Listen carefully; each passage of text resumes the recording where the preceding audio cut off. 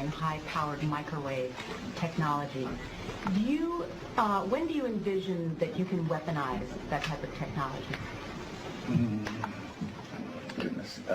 It is in, for the most part, the kinds of things you're talking about are in varying early stages. Do you have anything you'd add? I don't think I would add much. I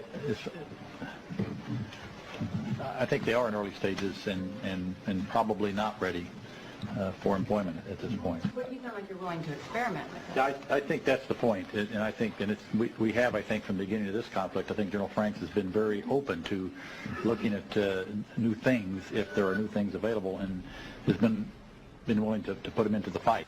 Well, let me go down the list of some of these that I came up with. We've got DARPA has the sonic projector that was reported on in 2007. But of course, it had been around for quite some time before then. Army has something they call voice to skull. We've got the Air Force using microwaves to create sounds at Brooks Air Force Base.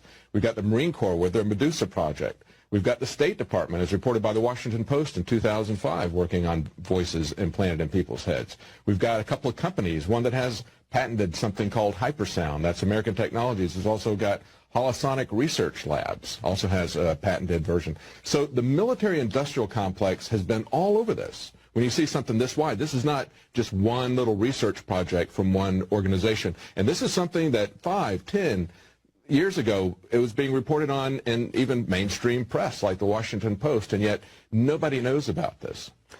Well, the people who follow the internet pretty closely, and certainly the victims of this technology, know about it. But you're right. There's been a lot of research done into how to put voices into one's head. It was found long ago that if you can put a voice into someone's head, you can do several things. If I put a voice that's foreign to your normal thought pattern in your head, that becomes harassment. And the harassment over time will make you display signs of schizophrenia. When you go and tell people that you're hearing voices, we've been patterned to turnkey see that as schizophrenia and not even look to see if there's a legitimate source for it. If I put a voice in your head that's in your voice, and if you pattern a thought, like I tell some of these victims, when you read a book, you're actually hearing your own voice in your head as you read. If I put that voice in your head, then that becomes a thought. Wow. And you'll act on those thoughts, and that's how they think that some of this is being used for subliminal control. Wow.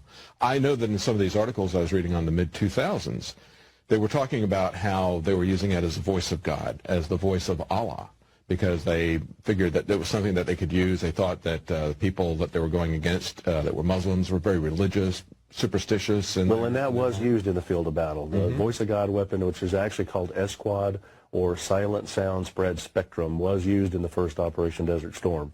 That was one of those scenarios where 1,500 Iraqi soldiers disassembled their weapons, got to their knees, and surrendered to 150 Marines who didn't have enough slip ties to tie them all together because, and this was admitted, that they used SQUAD to put the voice of Allah in their heads to tell them to surrender.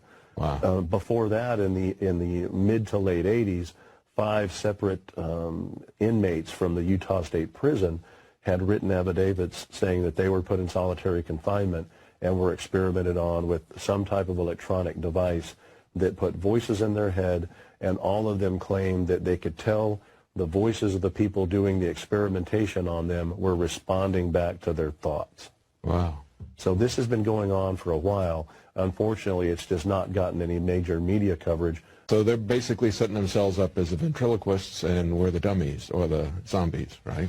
Well, it's like I've said in with other reporters and other shows, that guns and taxes won't control everybody. Yeah. Electromagnetic technology will. Wow.